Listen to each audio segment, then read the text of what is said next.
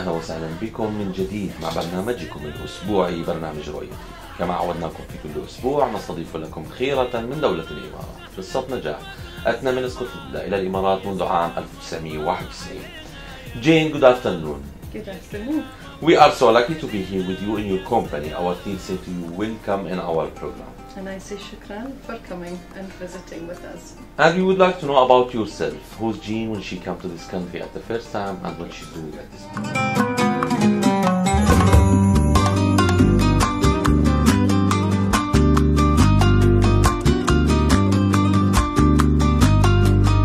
So my name is Jan. I am originally Scottish. I came to Dubai in 1991. My company brought me here, and previously I had a human resource career, predominantly in oil and gas. Took me all over the world from the Middle East. I've been very lucky. Dubai is amazing. To be from here and to travel is excellent.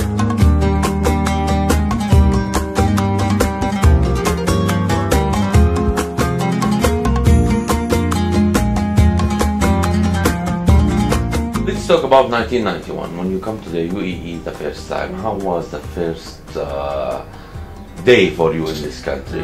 Well, I arrived when GTEX was on, so actually it was all traffic jams, and the trade centre roundabout was jammed for miles all around. That was a very big event at that time. It was a small town. People knew each other and everybody mixed together. The beach was amazing. The beach is still amazing, but we could go on our cars to the beach, we could come in the desert. It was something I'd never seen in my life. From 1991 until 2009, so our career as an employee in this community, right? Yes. We didn't plan to open any business in this time? No, I always enjoyed a corporate career and the security of working for large corporations. That to have my own business never occurred to me, and even to work with animals and dogs didn't even cross my mind. 2009 we go to our country, home country, then we come again to UAE after 6 years. Correct. 2015. Yes. So what you was doing in this 6 years in your country? So in 2009 I had just had a baby boy, and unfortunately my mother got ill, so we went back to my country, Scotland, to be with her. And we ended up being there for 6 years. So during that time I went to college and studied animal care. So I have a higher diploma in animal care and animal welfare.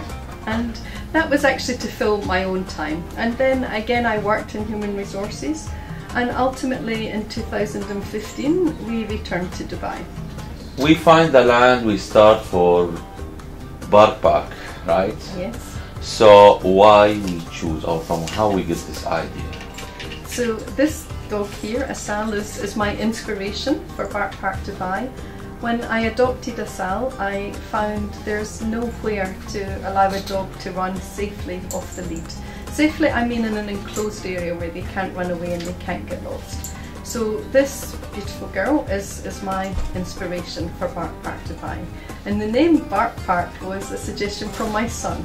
Yeah. So we were wondering what to call the place, and he came up with the name Park Dubai. Very nice. So let's talk about Park. What's inside this place we can find? We have a beautiful desert oasis here. So we have 4 acres of land, which is fully enclosed, so that's really important, so people can let their dogs off the lead and know they can't escape or run away or get lost. This happens quite often in the UAE. If we take our dogs in the desert, they might get lost. So here we can let them off the lead safely. It's a clean place, and we have a few trees, we have seatings, we have shaded areas, but our main feature is a very large freshwater pond.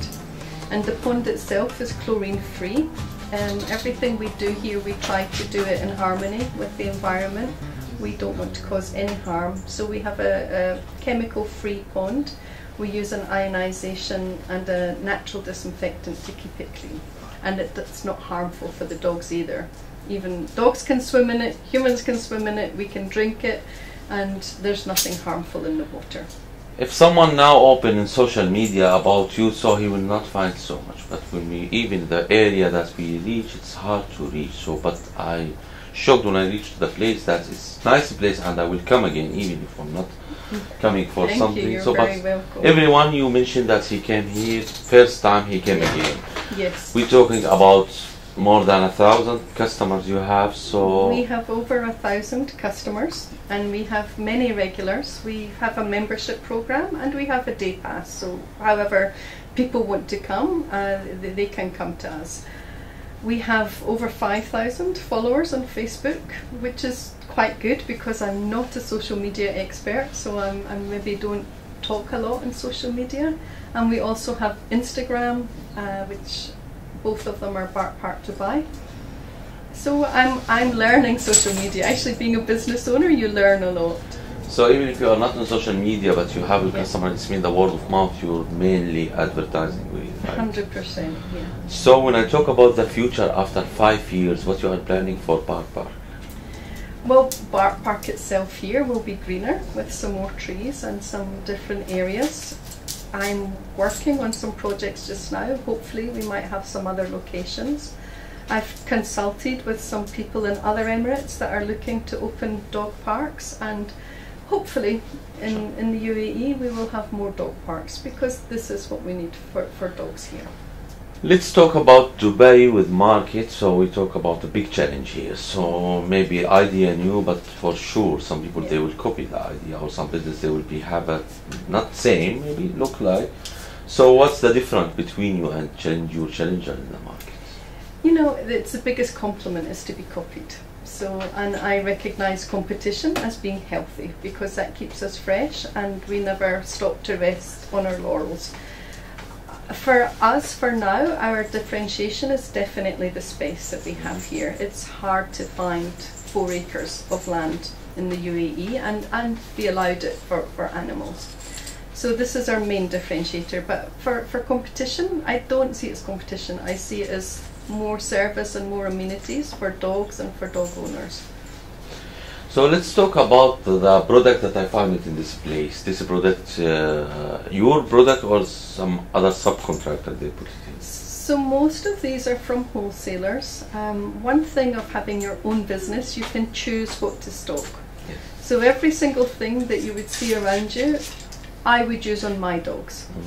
So I will not offer anything to somebody that I wouldn't do for my own dogs. So everything here is holistic. There's no harmful chemicals. The food that we sell is the best quality of food, so it tends not to have additives or fillers or nasty things in it. So we're very particular about what we stock. What about the employees? When I reach here, I find one of your employees, he started from the first day with you until now, he's still surviving this. So how is the relation, or how you keep this relation strong between you and your employees? Maybe you should ask him that. You're talking about Mr. Gamini. Mr. Gamini is my right-hand man, and he basically runs this place when I'm not around.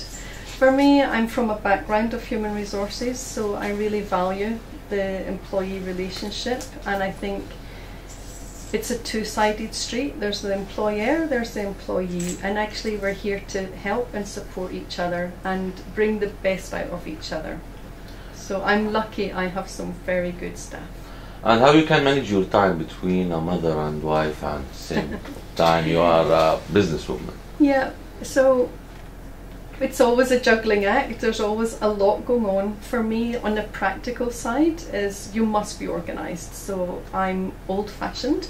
I have a list of things to do written down on paper, and I have a digital calendar. If I don't put you in the calendar, I might forget. So I have to be organised all the time. The other thing is, for me, family is always first. So even though I have a business, and my business is very important to me, my business is a labour of love, but my family is always first. And so I can manage my business around my family. So I will never miss anything important at my son's school or a family occasion, and you have to be flexible with your time, but guard your time well too, and don't let people come and steal your time. And who was support you from the back from the first time in your life? My husband. I'm very fortunate that he allowed me to do this business, and even my son. So my son is involved in my business. He's 11 years old now, but he will help me come with a wording or a photo or an idea. And before COVID, even sometimes he would do a lemonade stand outside and use the money towards one of the welfare charities here. So it's nice to involve them too, so they never feel it's a competition for time. And what Jen say for them opposite this camera, for your husband and for your son? Thank you. I couldn't do it without you. So sometimes when we talk about UAE or Middle East culture, so I will not say all of them, but many people, they don't trust that woman, she can be a businesswoman. What you would advise them to go to the market? To what I would advise other women? Yeah. Trust yourself and be sure of yourself and know that you can do it. And it's not a Middle Eastern culture, it's women around the world. We just have to have the confidence of ourselves and be brave, live your dreams, find what motivates you, what you're passionate about, and bring it into your life. Then it doesn't feel so much like work. So we talk about Park, but we didn't talk about that people, they can put their dogs here for a days. Yeah, so Bark Park originally opened as an outdoor dog park, so an off-leash place people can come and stay with their dogs and have fun with their dogs. We quickly got requests, can we leave our dog here? So for a few times we said no, but then recently we built some boarding kennels. And the whole concept of our kennels is it's a home style boarding, so they're not in cages or kennels. Only to eat they would be in their kennel, and after that they're in, the room is set up like a living room, so there's sofas and everything. Staff are actually present 24/7, so even overnight staff are with the dogs. And of course they get access to Bark Park, Dubai, which is no other boarding facility has this. And another difference, we're small, so we don't overcrowd ourselves. We try to keep it as stress-free for the dogs. And we actually, this will surprise you, we have a cattery as well. So we do cat boarding here. And again, the condos for the cats are very spacious. Every cat has a window so they can see outside. And again, we keep the numbers small so that the cats are not stressed. And there's a kitchen and you prepare food for them? I do that for my own dogs, so I feed my own dogs raw food. That's the healthiest food for animals, for dogs I should say. They're carnivores, so raw meat is their natural diet, and that's what I feed my dogs. And if someone looking for dog for adult, also he can find in your area dogs for adult? We're not a charity, although all the dogs you see here are adopted, and I support a few charities that I value. So we don't have dogs here for adoption, but if people are looking, we can guide them to dogs that are available. How many hours does business take from your time daily? It depends. As I've said before, my family's always first, so I can prioritise. I also have amazing staff, so if I am not here or can't be here or have another priority, business doesn't stop, because I rely on my team to keep it going, and that works for me. So in the beginning it was part-time. We were only open on weekends initially, and now it's full-time operations, and for me as a manager, maybe 30 to 40 hours a week. Oh. Yeah. So after 5 years from now, where do you see yourself? I would love for more dog parks to be around the UAE. I see different ones. We are a desert park. It would be amazing to have a beach dog park. It would be lovely to have a park with trees and grass. So these are all my dreams. We will see in 5 years' time which one comes true. Corona, and after Corona, for sure, Corona could affect all the markets, or almost all the markets. What you was doing within Corona? So we had to close initially, as everybody did, on the initial lockdown. And then as things eased off in May, we were able to open with limited numbers. which we did even though we were coming into summer, and people wanted to get outside and their dogs needed to get outside because people were very confined and limited in the beginning. So we kept going after lockdown very quietly and just with a few people in the park at a time, and now we can open more, but we still have restrictions, so everybody still must social distance, still must wear their masks.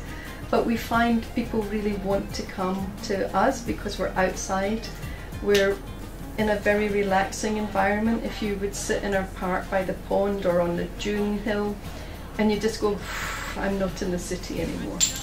And people, so it's not only the dogs that benefit from here, the owners benefit too. When I talk about UAE, so I'm talk about a country which have more than 200 different nationalities, a country which peace and safe that you cannot find maybe in the world. Number one, we celebrate that UAE passport number one, even if we don't have it, we are so happy for that. So what we have to say for UAE leaders and government for this peace and safe country? What they do is amazing, to be able to live in peace with all these nationalities, and then what is historically a volatile part of the world is just amazing. I think how they've transformed the country is inspirational, and their leadership is second to none. And from our side, we will say to you, thank you very much for spending your time with our team, and welcome again in My Vision TV program. Thank you very much. Thank you very much.